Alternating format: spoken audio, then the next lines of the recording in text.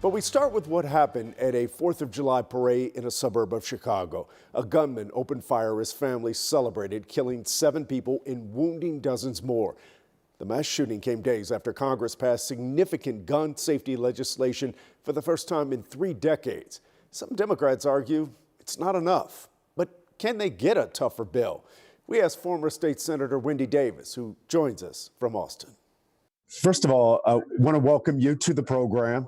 And get your thoughts on what we saw earlier this week in Highland Park. You know, it's just unfathomable, honestly, that this has become a normal in American society. I'm a grandmother now of 2 daughters and 2 granddaughters, and just this overwhelming idea that they're not safe, no matter where they go and how wholesome the activity they're participating in is just incredibly sobering and terrifying at the same time. Congress recently passed the most sweeping gun reform legislation in 30 years, and yet it doesn't seem as if Republicans or Democrats are celebrating. Why is that? You know, for me, it felt a little bit like 1 step forward, 2 steps back, because of course, that very same week, the US Supreme Court handed down a decision that limited the way that states could have safer communities and could make sure that we had more responsible gun ownership. So it was a bit of a move forward. And in that way, it's absolutely worth celebrating because it's been decades, literally, since we've seen any forward movement in Congress. But at the same time, it just feels so little compared to the magnitude of the problem in this country. Do you think there's an appetite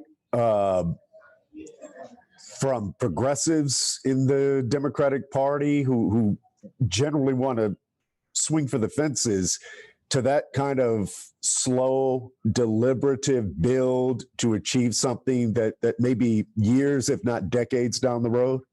The desire to just burn it down and find quick solutions is real and strong. And I feel the same way.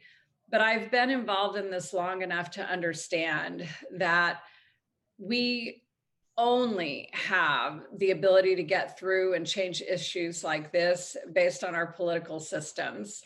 And if we play a role, a vital role in doing that, we can move the needle forward. Do you think along those lines that the Supreme Court overturning Roe v. Wade will take away a rallying cry on the Republican side and perhaps motivate more Democrats to turn out? I think it will be very motivating, not just for Democrats, but for people across the political spectrum, independents and moderate Republicans as well. Right now, of course, most people are really concerned, justifiably so, about the economy. And the question lies ahead. Will that concern outweigh the concerns that people might have about the safety of their families because of what's been happening with these military assault style weapon murders? Will it be enough to overcome people's concerns about the restriction on reproductive rights? You know, we won't know really until November, the first election that we'll have an opportunity to really express our upset. Ms. Davis, thank you very much for your time. Thank you, Chris.